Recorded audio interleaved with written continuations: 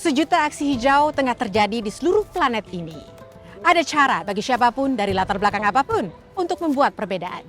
Itu juga yang dilakukan oleh delegasi Uni Eropa untuk ASEAN melalui Green Diplomacy Week atau Pekan Diplomasi Hijau 2024. Halo pemirsa dari Gelora Bung Karno, Jakarta. Saya Grazia Simanjuntak bersama Duta Besar Uni Eropa untuk ASEAN, His Excellency Sujiro Seam. Inilah International Corner Talks Culture.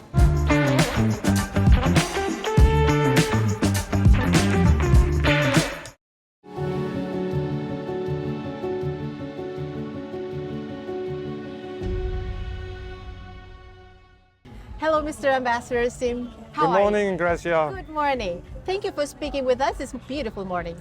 Thank you for having me on ANTARA TV. Let's start this talks with what Green Diplomacy Week is, its aim and 2024 agenda. Green diplomacy is like diplomacy, but it's green. Diplomacy is the art of bringing people together to face global challenges.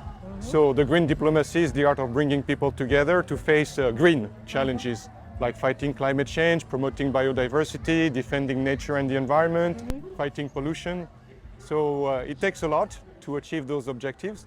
It takes public policy, but it also takes a change in individual behaviors. And this event today, the fun Run and Walk, organized by the European Union in ASEAN, is designed to raise awareness about the possibility for each and every one of us to contribute to change behaviors and to contribute to achieve these green objectives. Green diplomacy is a hot topic. We would love to know why is, if you could say, environmental diplomacy is important. Well, when we started in international relations, of course, the top priority is to maintain peace and to achieve prosperity for the betterment of the people. But as we move along, especially in the recent years, the awareness around green challenges has increased. So challenges such as climate change or pollution or environment degradation or loss of biodiversity is becoming more important. And people come to the realization that to address those challenges, it's not only about public policy, it's really about also changing our behavior. So I think now there is more interest in contributing to the adoption and the promotion of a more sustainable way of life. So, Mr. Ambassador, we can say this is a new type of diplomacy or a modern type of international cooperation. Well, Grazia, I think the overarching goals of diplomacy have always been peace and prosperity. But people come to realize that to achieve peace and prosperity, you must also address the green challenges. Because indeed, if we don't address the climate crisis or the water crisis or environment degradation, we will end up in situations where we might face conflict and violence. So it is important to have this green diplomacy in mind when we want to achieve peace. And for prosperity, it's the same.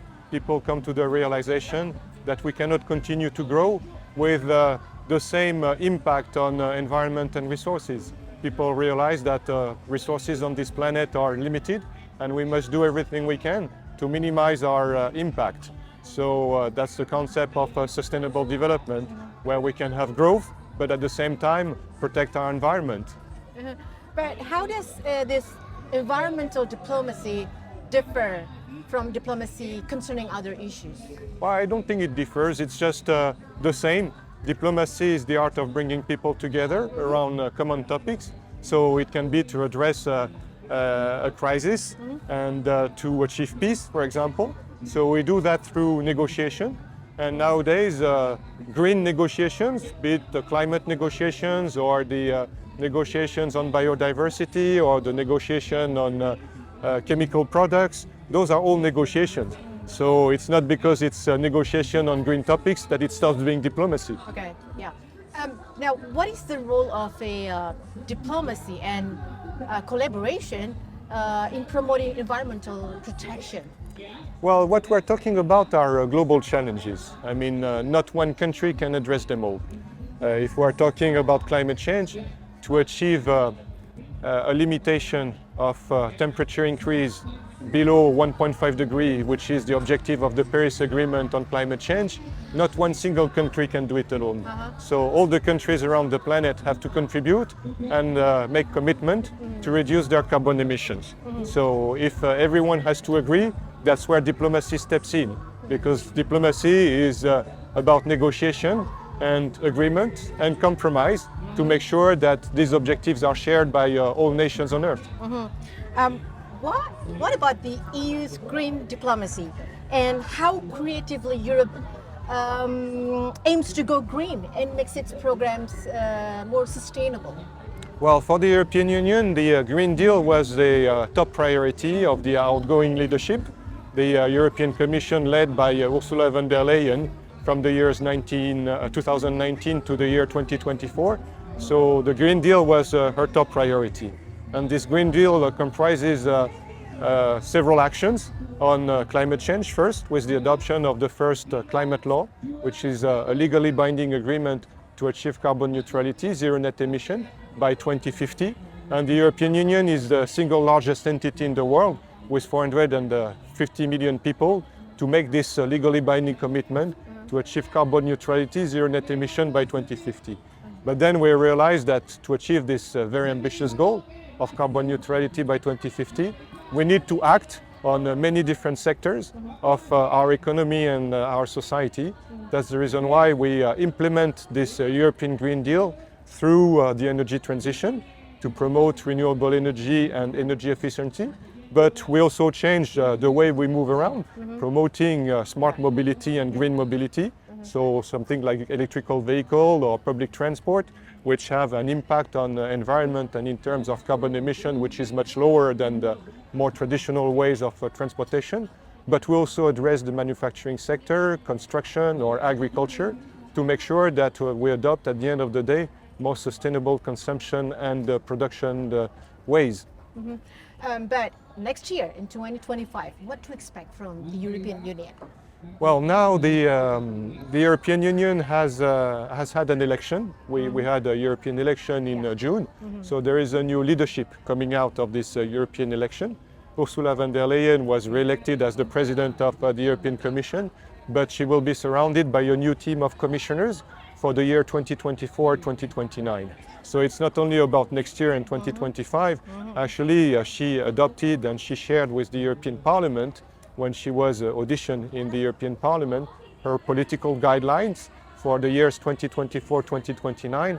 And we can see, if we refer to these political guidelines, that the Green Deal remains very much relevant and that the transition towards a more sustainable economy is still an ongoing effort. Lastly, Mr. Ambassador, in your opinion, will all nations announce higher ambition climate plans in 2025? What will they bring to the table? I think we already have a very high level of ambition for the European Union, because I mean the ultimate goal is to achieve carbon neutrality or zero net emission by 2050. We have these very high ambitions translated into action, with a commitment to reduce by 55% our carbon emission by 2030.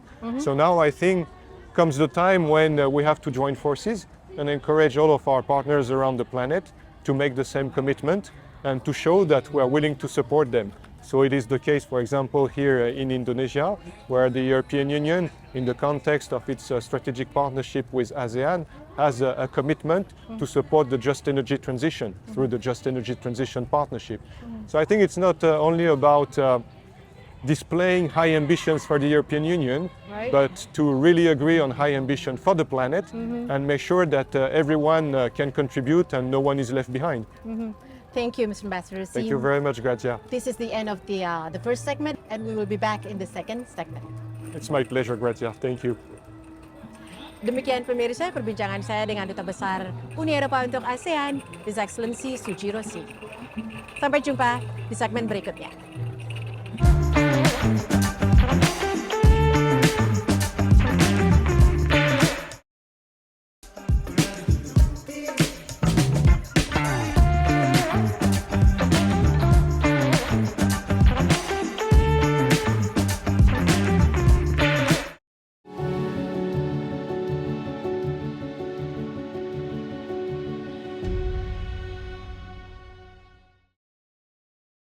Halo pemirsa, International Corner Talks Culture kembali bersama Duta Besar Uni Eropa untuk ASEAN, His Excellency Sujiro Seam. Mr. Ambassador, the world is facing a existential triple planetary crisis. Say climate change, biodiversity loss, and Pollution. Right.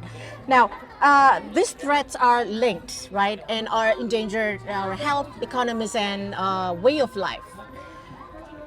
The cost of not acting will be insurmountable. Now, Mr. Seam, in your opinion, how do we start to act a simple, active green? What are the 3 ways, or at least, to get started? Well, it's all about the little things, you know. And the event the European Union in ASEAN organized today, this fun run and walk, is a part of what we could do. It shows that to move around, you do not need to drive a car. You can actually walk, or you can run to work instead of driving to work. But it's not, of course, an option to run or walk to the office every day. But I mean, it's just an example that when you have different options, there is always one option which has a lower impact on the environment. Okay. I mean, taking public transportation, for example, has a smaller footprint on the environment than driving alone in a car. But what about our community? How can we green our community or neighborhood? Well, I think here in Jakarta there is already quite a strong awareness, because since I arrived in this city, this is a very large city, 34 million people, it's a lot of people. So I think the city sticks together, and you have the 34 million people, but you also have small communities. In my neighborhood, there is a neighborhood committee, and we do things such as planting green around the houses, making sure that there is no trash, making sure that we have a good water system, that it doesn't get clogged. So it's about doing the right things at the individual level, doing it in the household, and doing it in the neighborhood. Okay, Mr. Ambassador, now we will see how green you are through a quiz.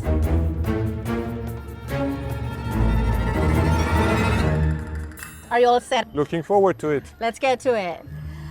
It's morning and you're getting ready for the day ahead. Time to get washed, but what do you choose?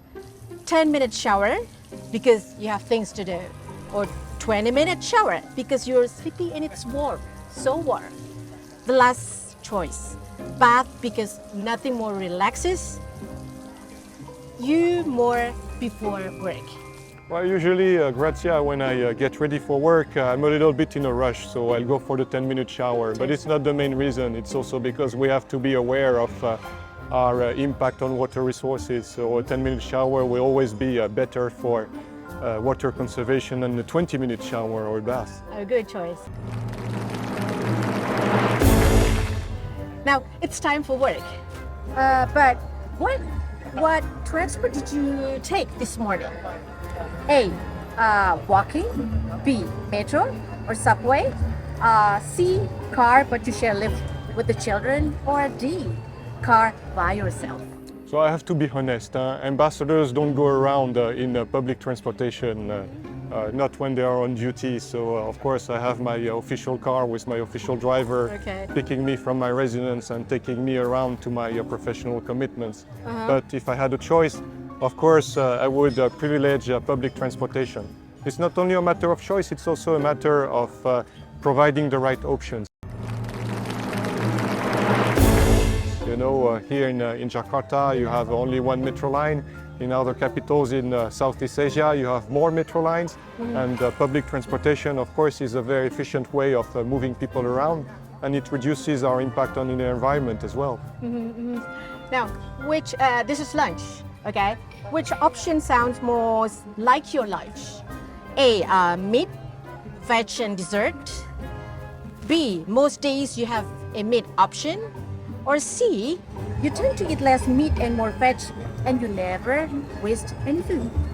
Well, wasting food is certainly not an option. I mean, it takes a lot of resources, it's hard work, and it costs money to provide food for everyone. So wasting food is certainly not an option. No. Afterwards, you need to balance your diet. So it very much depends on people's choice, but having a balanced diet is the key. So certainly you have to reduce the quantities and just eat what you need to sustain yourself. Don't overeat, don't waste food, but at the same time having the right mix of vegetables and proteins and carbs is absolutely the key.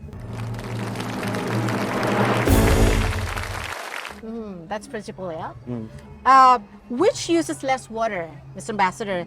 Washing a full load of dishes by hand or in the dishwasher? Well, actually, it might be counterintuitive, but with the rules imposed on the industry nowadays, a wash cycle in a machine can be very efficient water-wise as well. So it all depends on how much you have to wash. But I mean, the old belief would have been that you can wash dishes by hand and it doesn't consume as much water. But now with the new rules we have on sustainable consumption and production, there are ways also to minimize the water intake on the washing machine. You're so right on that, because hand washing dishes can use up to 50% more water than a water-saving, energy-efficient dishwasher. You're right. Next question. What type of supermarket bag is more eco-friendly, paper or plastic? Well, actually, it's neither of them. If you go to the supermarket, you can take your own ways to bring your groceries back home. So that's what I do. So single-use paper or plastic will always be single-use. So if you have more sustainable ways to carry your groceries around, it's better. You just choose whatever you want. It can be a basket, it can be a bag, but certainly reusable and not single-use. Yeah, bringing a reusable bag is the best, yeah? The best option. Next one. Appliances that are turned off don't use any electricity. True or false, sir? Which appliance, I'm sorry? Any appliances? I think nowadays we can't run much without power, but there are certain things which are the energy consumption standards, and you can choose your appliance depending on this ranking on energy consumption. So regardless of the appliance, just try to go to the greener one. Yeah, I agree. Now it's getting harder, Mr. Ambassador. Hybrid cars are slower and less safe than conventional cars. True or false? Well, it's not really the case. I mean, we can have electrical vehicles which are very efficient and are very fast, but I think the key with electrical vehicle is the way you produce your electricity. If you produce your electricity through renewable ways, it's going to be much better than producing electricity from fossil fuels.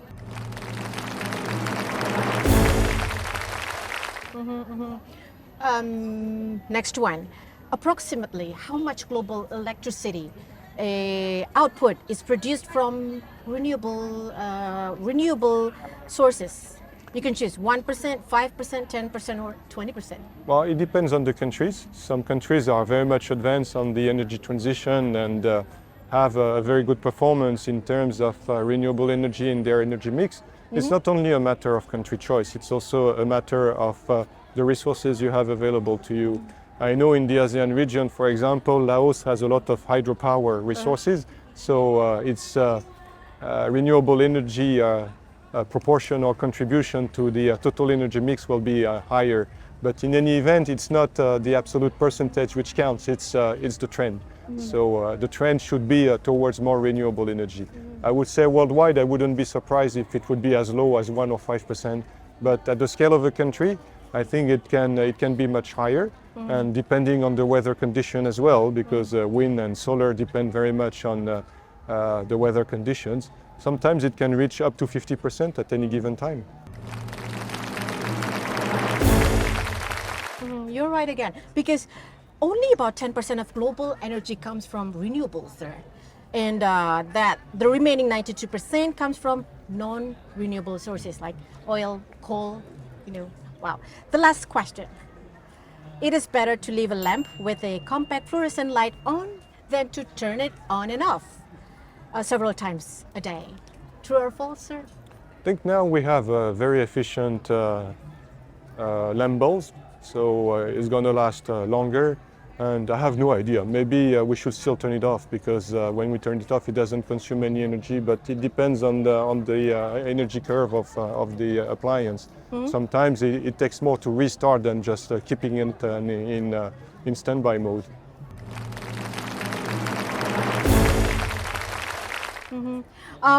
It is always better to turn lights off and on when you need it. Okay, Ambassador Seam, thank you so much for this enlightening conversation today. Thank you very much, Grazia, for having me. Demikian pemirsa, perbincangan International Corner Talks Culture dengan Duta Besar Uni Eropa untuk ASEAN, His Excellency Sujiro Seam. Terima kasih telah menyaksikan International Corner. Sampai jumpa di segmen berikutnya.